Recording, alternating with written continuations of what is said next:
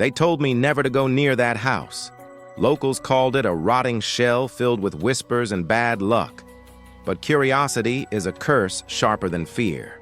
And that night, I opened a door that should have stayed shut forever.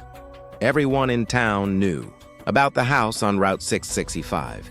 Even if you'd only been here a week, someone would have taken you aside, pointed a trembling finger down the long stretch of cracked asphalt, and whispered, "Don't go there." No one ever said exactly why, just that it was bad, cursed, rotten from the inside out. And I was stupid enough to go. No, worse. I wanted to go. Because when you grow up in a dead town like Mills Creek, where the only thrill is the occasional bar fight or car accident, the lure of an abandoned house dripping in legend and silence is too much for someone like me. The thing was, I wasn't exactly a stranger to weird places. My dad used to drag me along on his salvage trips when I was a kid. Broken down factories, junkyards, ruined barns half swallowed by vines and years. We used to pretend we were treasure hunters, pirates looking for loot in the skeletons of America's forgotten places. So when I first heard about the abandoned place on Route 665, I figured it was just more of the same. Decay, rot, some broken furniture, maybe an old mattress with rats nesting in it if I was lucky. But from the moment I saw it, I knew this was different. It sat like a tumor at the end of a dirt lane, the trees around it dying in crooked shapes, like they were trying to crawl away, but couldn't. The house itself looked wrong in a way I couldn't quite explain. Like it was leaning, not because of time or neglect, but because it wanted to lean, like a drunk whispering something cruel in your ear. The windows were dark, almost too dark, like the house swallowed light instead of reflecting it. And the front door had scratches on it, not just peeling paint or water damage, scratches, long, angry ones, deep into the wood, like someone or something had clawed to get out. I should have turned around right there. I should have gotten in my car, gone home, and buried myself in bad TV until the feeling wore off. But of course I didn't. I was too far gone by then, curiosity gnawing at me like teeth under my skin. So I stepped closer, boots crunching, on dead leaves, and reached for the doorknob. It was cold. Not cold like metal usually gets on chilly nights. This was colder, like it had been sitting in a freezer. My breath came out in white puffs, even though the night wasn't that cold. And when I turned the knob, the sound it made was like a bone breaking, sharp, brittle, final. The door creaked open. Darkness waited inside. I stood there, 1 foot over the threshold, feeling the weight of every warning I'd ever ignored, stacking up behind my ribs. Somewhere deep in my gut, the animal part of me screamed, "Don't go in! Don't go in! Don't go in." But I did anyway. The first thing that hit me wasn't the smell of rot, like I expected, but something worse. Something like wet dirt and metal, sharp and earthy at the same time. The air was heavy, pressing down on my shoulders, like the house itself was leaning on me. And then the sound, a faint ticking, like a clock that wasn't there, buried deep in the walls. Tick, tick, tick. The living room was a fossilized mess. Furniture sat slumped and broken like forgotten skeletons. The wallpaper peeled in long, curling strips like old skin. And there on the floor, right in front of me, was a trail of muddy footprints leading deeper into the house. I swallowed hard. I hadn't stepped that far in yet. These weren't my footprints. A voice in my head whispered the only logical explanation. Someone else was here. Some other idiot with a death wish. Or maybe a homeless guy looking for shelter. But then another thought followed. Colder, sharper, hungrier. What if they weren't human? I told myself I'd just take a quick look. Just 1 room deeper, maybe 2. Enough to get a story to tell at the bar, something that'd make the guys laugh and buy me a drink. And then I'd leave. That was the deal I made with myself, so I followed the prints. They led me into the hallway where the walls bowed inward, swollen from moisture. The ticking got louder here. Not fast, steady, deliberate like something counting down. A single framed picture still clung to one wall, but the image behind the cracked glass had warped until I couldn't tell what it was supposed to be. Just blurs of brown and gray like smeared dirt. Halfway down the hall, I found the first, markings. Symbols, drawn in what looked like charcoal or maybe something worse, covered the peeling wallpaper. They looped and curled in patterns I didn't recognize, some sharp and geometric, others messy and frantic, like someone had drawn them during a seizure. They hummed faintly when I stepped close. Not a sound exactly, but more like the way your ears feel when you go up too high in the mountains. Pressure, a buzzing just beneath hearing. I should have stopped. Every instinct in my bones told me this was bad news. Not the fun kind of creepy, but the get the hell out now kind. But then I saw the door at the end of the hall. It was different from the others, newer, solid, and it had a heavy padlock bolted right into the frame. Something inside. Me moved then. Something like greed, but not for money or junk. I wanted to know what was behind that door. I needed to. It felt like the whole house was holding its breath, waiting to see if I was dumb enough to try. The footprints stopped in front of it, and then I heard it. Whispers, low, broken, like someone, talking through a mouthful of glass. I couldn't tell what they were saying, but they were coming from behind the door. I backed up, heart hammering, pulse in my throat. My breath was sharp and fast now, clouding the air in front of me. I tried to tell myself I was imagining it, that it was the wind, that maybe this whole place was messing with my head. But I knew better. Deep down, I knew. And then, the lock clicked. I froze. No one was there, but I heard it, clear as day. Click. The heavy padlock hung open now, like an invitation or a dare. The whispers stopped. The ticking didn't. My body screamed to run, but my feet betrayed me, dragging me forward until I was standing right in front of that door, hand reaching out, like I wasn't the one controlling it. The wood was warm, pulsing faintly, like there was a heartbeat on the other side. I opened it. Behind that door wasn't a room. It was a staircase, spiraling down into impossible darkness, deeper than the basement of any normal house should go. Cold air poured up from below, smelling like earth and something older, something dead.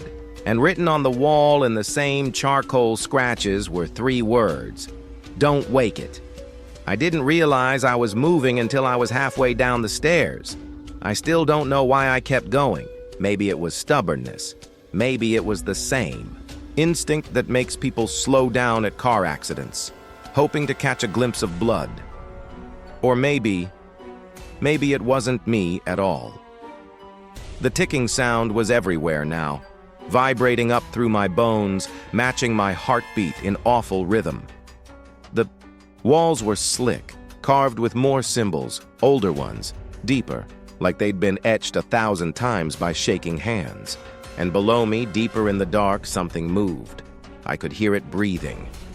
And then I saw the thing I will never forget. At the bottom of the stairs was a room, but not a room the way normal people mean it. This was wrong. Too big, too wide.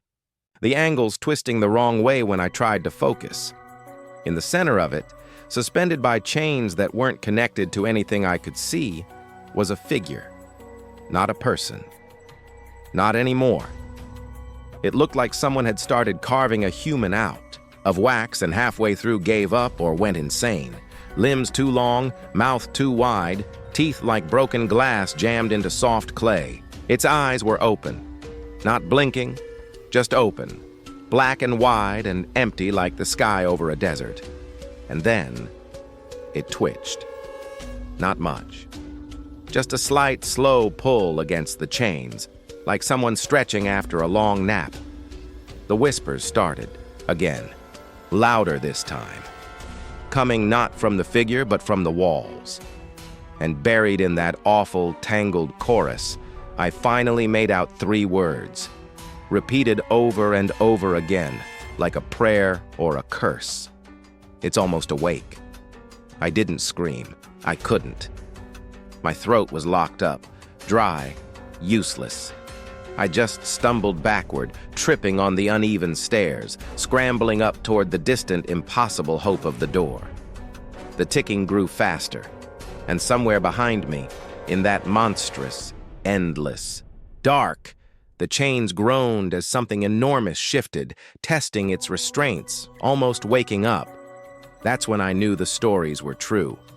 The house on Route 665 wasn't just abandoned. It was waiting, and I was the idiot who just knocked. I should have left town the moment I got out of that house. But some doors don't stay closed once you've opened them. I thought the nightmare was behind me. I didn't realize it had followed me home. I didn't sleep that night. Even after, I made it back to my car. Even after I sped down that cracked stretch of Route 665, with my foot glued to the gas pedal and my hands locked so tight around the steering wheel that my knuckles turned white, I couldn't get the feeling of that house off me. It clung to my skin, seeped into my clothes, filled the spaces between my ribs like black smoke curling through broken windows. Every time I blinked, I saw that figure in the chains, twitching, stretching, those impossible teeth gleaming wet, in the dark like shattered mirrors reflecting something not meant for this world. I didn't tell anyone. Who was I going to tell anyway? The guys at the bar? The same people who laughed about the house in the first place? I could already hear the mockery in their voices. Sure, buddy, chains and monsters. Maybe lay off the whiskey next time. But deep down, I knew the worst part wasn't that no one would believe me. The worst part was that I didn't believe myself. It didn't feel real. It couldn't be. Things like that don't exist outside of nightmares or bad horror movies. Normal. Life didn't have room for chained monsters whispering in basements, except my boots. The mud on them was fresh. And when I stripped down to shower that night, I found something on the inside of my left wrist. 3 long, thin scratches, too perfect to be from brambles, too deliberate to be random. Like something reaching out as I fled, trying to grab, hold before I escaped. The next few days were a blur. I tried to distract myself with work, meaningless errands, anything to keep my mind from drifting back to that spiral staircase and the impossible dark waiting at the bottom. But no matter what I did, the memory was always there, hiding behind every blink and breath, and then the dreams started. At first, they were fragments, flashes of the house, the door, the symbols on the walls pulsing faintly like veins full of dark blood. But soon, they became more. I would find myself at the bottom of the stairs again, standing before that chained figure, only now it was awake, fully awake, and its eyes, black and endless, would turn toward me, and I could feel its hunger, like standing in front of a furnace, roaring to life, ready to burn the world down just to feel the warmth of it. But here's the thing. As terrifying as the dreams were, they weren't what broke me. It was what started happening while I was awake. It began with the ticking. Soft at first. Just a faint tick, tick, tick at the edge of hearing, like a distant clock buried behind drywall. I tried to tell myself it was in my head. Stress, right? Trauma playing tricks on me. But the ticking got louder, closer. It followed me into my apartment, into the bathroom, into the damn grocery store one afternoon when I was standing in line buying cereal I didn't even want. And the worst part? No one else reacted. No heads turned, no curious glances from the other shoppers. Just me, standing there with sweat sliding down my back, the tick-tick-tick digging into my brain like tiny, sharp nails. Then came the whispers. At first, they only came at night. I would wake up drenched in sweat, convinced someone was standing in the corner of my room, murmuring nonsense in a broken, rattling voice. But when I flicked on the light, I was alone. But after the third night, They followed me into the day. I'd be brushing my teeth and I'd hear my name hissed softly behind me. I'd be pouring coffee and a wet, gurgling voice would whisper, "Almost awake."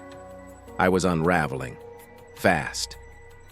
The worst moment came 3 days after my first visit. I was walking home after dark, cutting through an alley near my place the way I always did when I saw it, footprints, muddy, fresh, leading straight into the alley from the street. They stopped about 20 feet ahead of me, right next to a metal trash bin. I paused, staring, heart already hammering against my ribs like a wild animal caught in a trap. That's when the ticking started again. But this time, it wasn't faint or distant. It was coming from inside the trash bin. I don't know why I moved forward. Maybe I thought I could prove something, that I was imagining it, that it was rats or leaking pipes or anything else but what I feared most. My steps were slow, dragging, like walking through wet cement. And when I reached the bin and nudged, the lid open with trembling fingers, I looked inside and saw nothing but eyes, 2 wide, glassy human eyes staring up at me from the dark, their owner's face slack and gray, mouth open in a silent scream. I stumbled backward so hard I fell, palms scraping against the cracked pavement. The ticking was loud now, so loud it felt like it was coming from inside my skull, and the whispers were a hurricane of noise tangled around one terrible phrase. "It's almost awake." I scrambled up, ran home, bolted the door behind me, and sat in the middle of my kitchen floor until dawn, shivering like a dog left out in the rain. That was the night I realized something I hadn't dared admit until then. It hadn't stayed in that house. It had followed me home. I couldn't live like that. I wouldn't. Either I was going insane or something real had latched onto me, hungry and patient. And as much as I hated the thought, I knew what I had to do. I had to go back. If it was madness, I needed to face it head on. If it was real, maybe, I could end it before whatever waited in that basement finally woke up. The next night, I packed my gear, flashlight, rope, a crowbar, an old revolver I kept locked in my closet more for show than function, but I loaded it anyway. I stuffed everything into a backpack and drove back to Route 665 with my stomach twisted into knots and the taste of copper thick on my tongue. The house was waiting for me. The same slumped posture, the same claw marks on the door, the same impossible darkness curling in the cracks of the windows like a living thing. This time, the door was already open. I hesitated only a moment before stepping inside. The ticking greeted me like an old friend, steady and sharp, filling the empty spaces between the creaks and groans of the decaying house. The muddy footprints were still there, but now there were more of them, circling in tangled loops like someone had been pacing, waiting, restless. I followed them again. They led me to the same door. The heavy padlock was hanging open, just like before, and something, had written a new message beneath the old one on the wall. It read, "You brought it with you." My knees nearly buckled. The whispers swarmed around me now, crawling over my skin like insects, saying things I couldn't quite understand but didn't want to. The air stank of metal and rot and old, wet dirt. With every bit of strength I had left, I stepped onto that spiral staircase and started down. And this time, I wasn't alone. I could hear it behind me. Footsteps that didn't match mine, soft and slow, dragging across the steps like something too broken or tired to lift its feet properly. I didn't dare look back. If I looked back, I knew I'd never leave those stairs again. My only choice was down, into the dark, toward whatever nightmare waited at the bottom. The chamber was worse this time.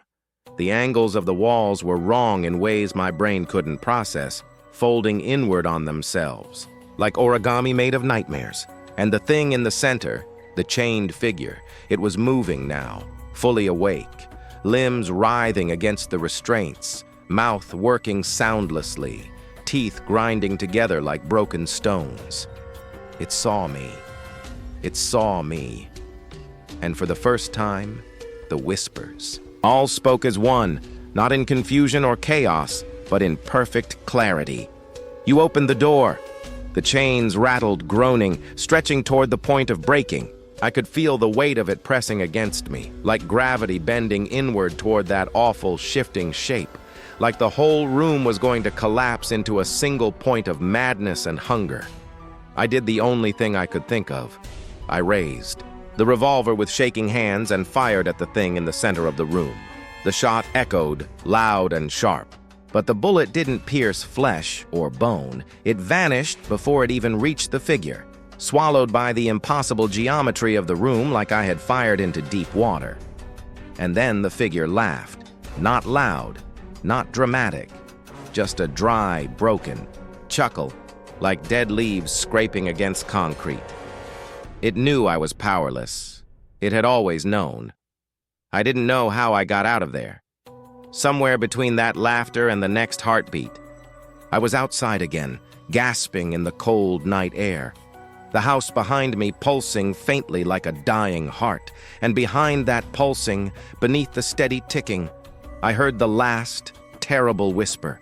Next time, the door opens both ways. The nightmares didn't stop after I left that house the second time.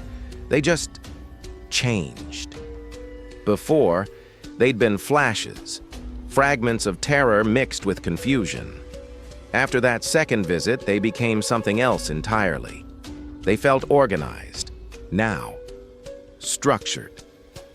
Like someone, or something, was rehearsing a script in my head, perfecting it with each new dream. Every time I closed my eyes, I was there again. At the foot of that spiral staircase, the chains rattling in the dark, the impossible thing in the center of the room watching me with eyes that weren't eyes. But now it was whispering to me, not just around me, and I understood just enough to realize one terrible truth. It wasn't trapped down there anymore. It was free. Not all of it. Not yet. But enough.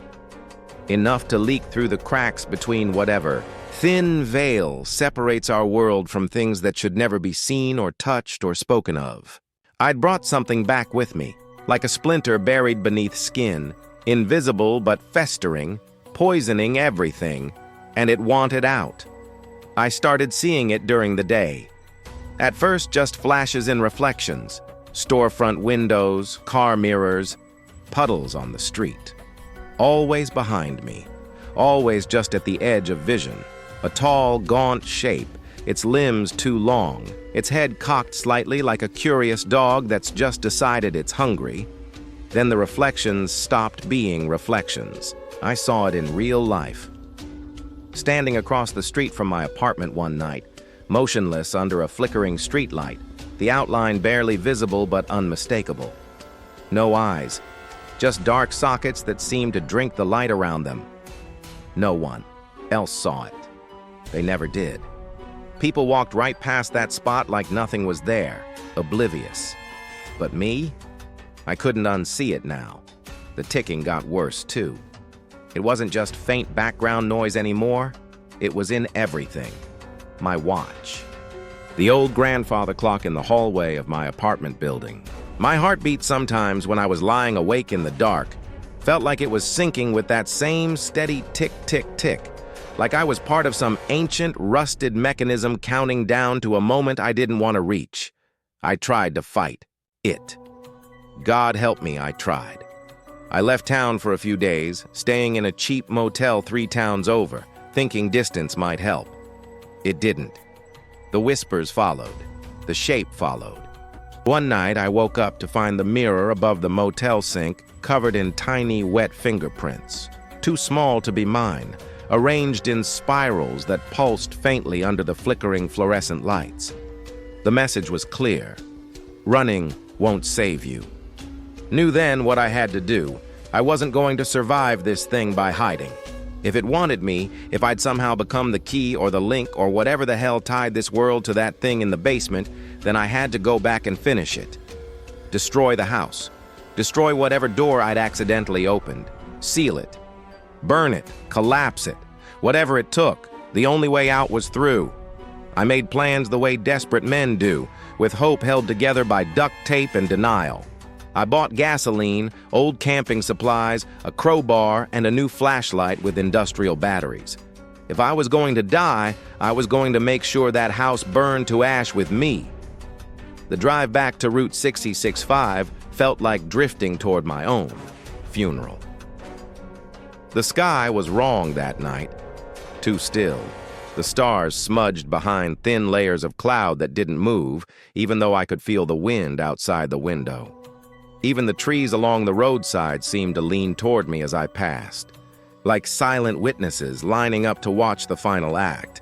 When I pulled up to the house, something was different. The structure looked the same, broken, sagging, filled with the scent of wet wood and old rot, but now the air around it was warped. Like heat distortion rising off pavement in summer, except cold. Freezing, actually. My breath misted in the air, even though it was late summer. Frost rimmed the edges of the tall weeds growing up around the porch, and that's when I realized the house wasn't empty anymore. I don't mean the chains and the thing in the basement. I mean something else entirely. I could feel the weight of others in that space. Like the walls had been pregnant with secrets, and now they'd burst wide open. Shapes moved behind shattered windows. I caught glimpses of them. Half-formed people, silhouettes trapped between this world and wherever they'd been dragged from.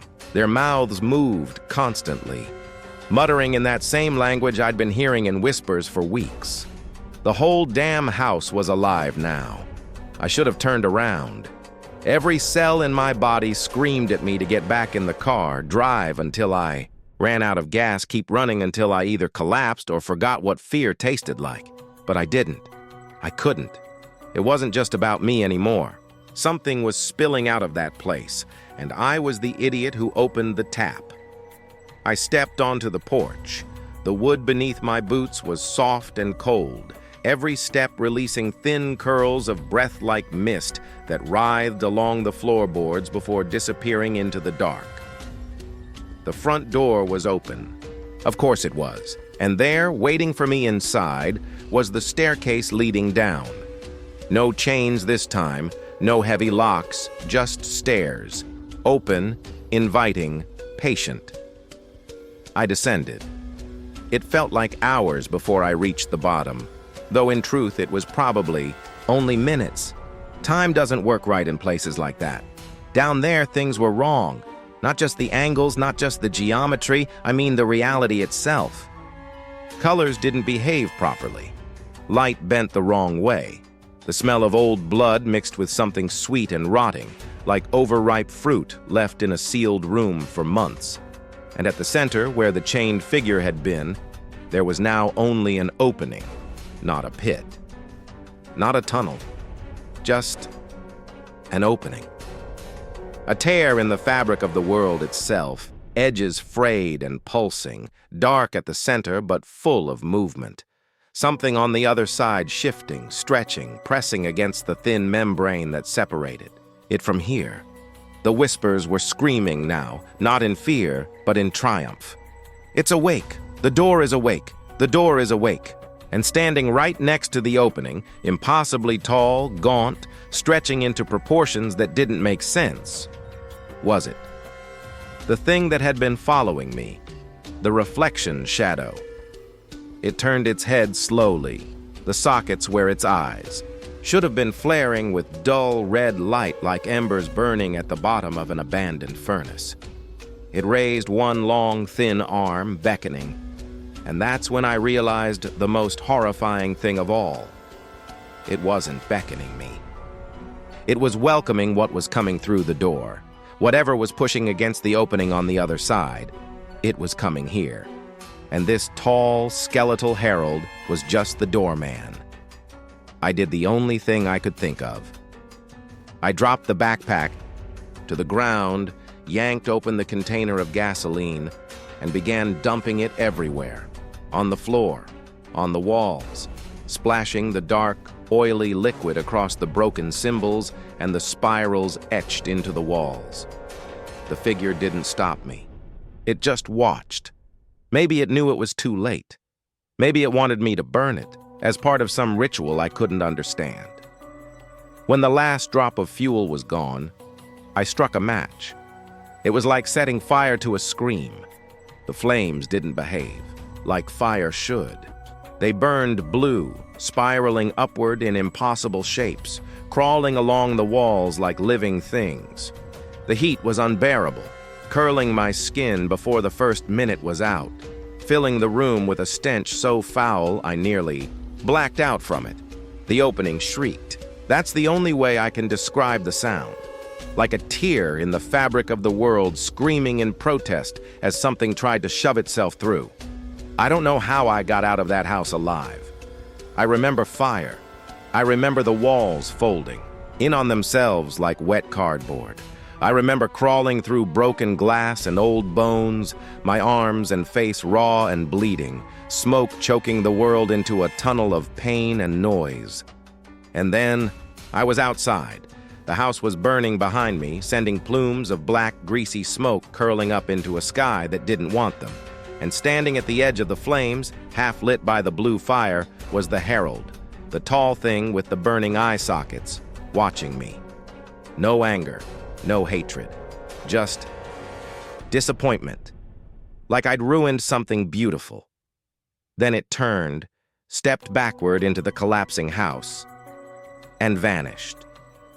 When the fire department arrived hours later, they didn't find bodies. They didn't find basements. They didn't find anything but a pile of strange melted wood and charred symbols no one could decipher. But me, I know better. The door may be closed for now, but some things don't stay locked forever, and some fires never go out. The smell of smoke lingered on my skin for weeks after the fire.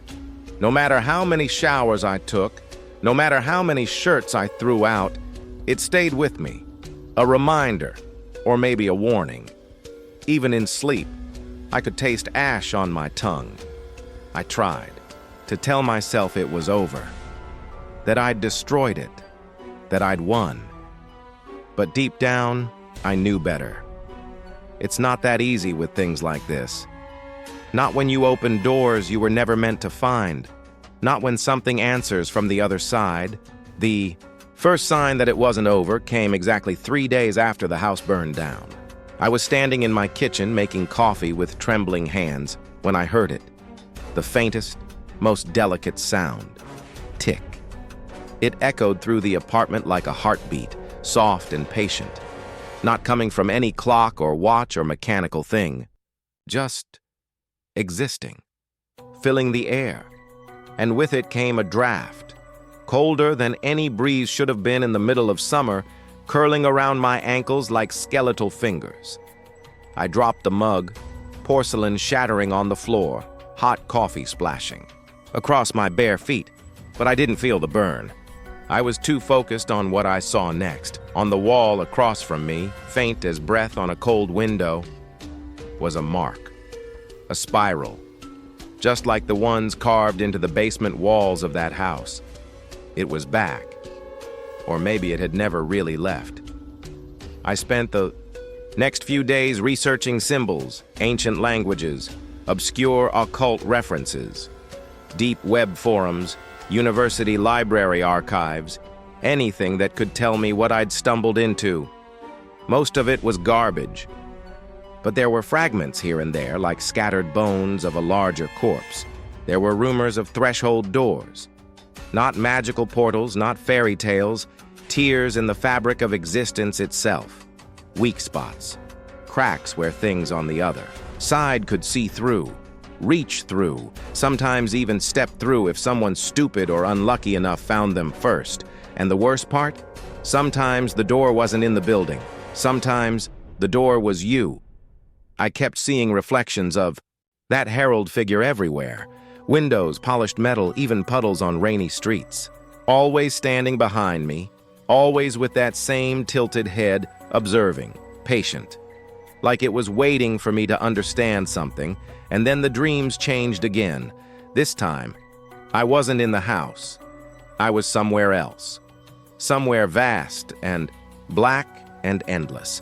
A landscape of shifting ash dunes beneath a dead sky, with shapes moving in the distance, things too large to be real, dragging themselves through the gray dust with endless limbs. And far away, almost lost to the horizon, was that same spiral symbol, vast and burning, carved into the land itself like a scar that had never healed. I wasn't looking through a door anymore. I was inside it. And every night, the dream dragged me closer to that spiral. Something was calling. I started noticing other things in the waking world, too. People around me acting strangely. Neighbors I'd lived next to for years suddenly refusing to make eye contact.